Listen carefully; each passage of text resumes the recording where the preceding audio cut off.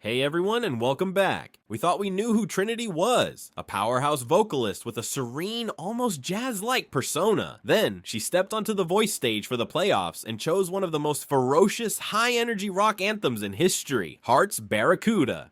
The result? Pure vocal anarchy. At the 210 mark, she hits a note that should have sent her straight to the finals. The high notes, the range, the effortless power, it was all there. And yet, this performance has ignited one of the fiercest debates of the entire season. The question isn't if she can sing, that much is undeniable. The question that has the entire online community divided is, can a perfect voice be undone by zero stage presence? Was this performance a genius display of vocal control or the biggest missed opportunity of the voice playoffs? Let's dive into the community conversation and find out why so many fans are saying her voice is a winner, but her performance fell completely flat. Let's start with what everyone agrees on. The voice is called the voice for a reason, and Trinity is arguably the voice of the season. Choosing a heart song, especially Barracuda, is a dangerous game. Ann Wilson is a legend for a reason. You can't just sing it, you have to wail it. It's a song fueled by frustration, aggression, and raw rock and roll grit. When we heard the track choice, some people were immediately thinking, oh no, this is the end. But then she opened her mouth and the doubt vanished. Many fans were absolutely floored, describing her vocals as effortless and unmatched. One person put it simply, she has the tone for years. Another longtime Heart fan confessed that they had never heard anyone come close to doing the song justice, until now. The consensus is that she managed to take a rock classic and mold it into something distinctly her own, showing off a vocal range and control that few of her competitors possess. We heard people pointing out the incredible vocal feats, like the personalized high note that some analysts believe went up to a powerful $5 billion.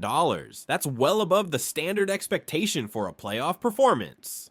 Others noted the unexpected song choice as a positive, demonstrating her versatility after having been coached through other genres. The praise was high octane. She killed it, she rocked, she slayed the vocals. In a world where technical skill is king, Trinity is wearing the crown. But the conversation doesn't stop there, because a great singer is not always a great performer. This is where the conversation turns sharply. If the vocals were a 10 out of 10, the online community conversation suggests her stage presence was, for many, a disappointing 4 out of 10. The most common criticism being circulated, and this is the core of the debate, is that Trinity appeared stiff, emotionless, and unanimated. Think about the song's origins. Barracuda is an angry song born from the frustration of Ann and Nancy Wilson being told by executives to pretend they were lovers for marketing purposes. It demands attitude, fury, and a defiant snarl. Instead, many viewers describe Trinity's delivery as too calm or even bored. As one viewer lamented, "I didn't even feel the song, yuck." Another person pleaded, "I love your singing, but I get so disappointed that you never seem to move or dance to the music or be animated in any way." This led to the diva debate. A few people suggested that the great diva singers like Mariah, Whitney, and Celine don't just sing, they entertain. They use their bodies, their expressions, and their energy to connect with the audience. The criticism is not coming from a place of malice. It's coming from a place of frustration. People want her to win. They see her undeniable potential. As one commenter put it, she is a stellar vocalist, but unfortunately not a very good performer. If she had the stage presence, she easily could have won the whole competition, in my opinion. It's the tragic paradox of this performance. The technical mastery was breathtaking, but the emotional investment, the storytelling through movement and expression, was, for many, missing. It created a strange disconnect where the sound system was blasting raw rock energy, but the visual was a sleek, subdued fashion walk. Now, the debate takes on a layer of strategy. Was this a failure of the artist or a failure of the coaching? Several fans felt that Trinity's coach, Michael, or the production team, made a terrible choice for her.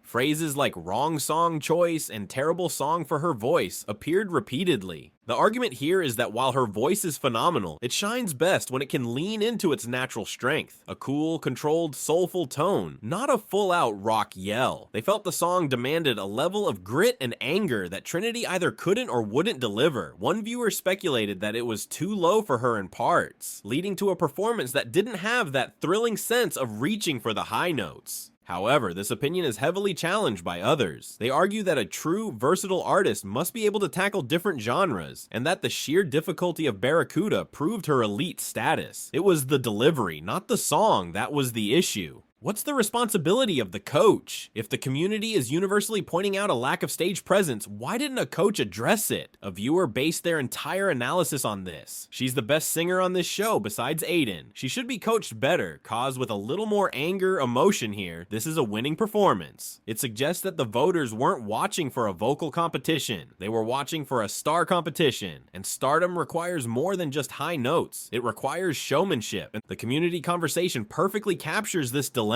Trinity has the voice of a champion, but she lacks the attitude of a rock star. And for a song like Barracuda, the attitude is half the battle. This disconnect is why her coach choosing someone else after this performance has been labeled a robbery by one segment of the audience, while another segment suggests the choice was totally justified. Despite the split decision on her stage presence, the overriding sentiment from her dedicated fan base is clear. Trinity must be in the finale. They are viewing this entire situation as an emotional battle. They are actively campaigning online, telling each other to vote, and pushing the idea that pure vocal talent should be enough to win The Voice. One fan boldly declared, "She is the voice." Another simply said, "Nah, she is a beast, lol, this ain't even fair. She needs to win." The debate over the performance itself is now less about critique and more about rallying support. The challenge to Trinity is now public. The fans know she is amazing, but they want to see her let it go, girl. They want to see her personality match her power. Her next performance, if she makes it, will be the most crucial of her run. The audience will be watching not just her lips and her notes, but her feet, her hands, and her eyes. They want to see the superstar emerge from the stellar vocalist. So here's the breakdown. Trinity's Barracuda was a vocal performance for the ages, proving her range, control, and willingness to take risks. It solidified her status as the most technically gifted singer in the competition. However, the community conversation highlighted the gaping hole in the performance, the lack of movement, emotion, and stage presence necessary to truly sell a fierce rock anthem. The debate is now cemented. Can pure, unparalleled vocal talent overcome a lack of showmanship in a competition that ultimately crowns a star? What did you think? I want to hear your take on this viral debate. If you were her coach, would you have chosen Barracuda for her, or picked a song that fit her cool, soulful persona better?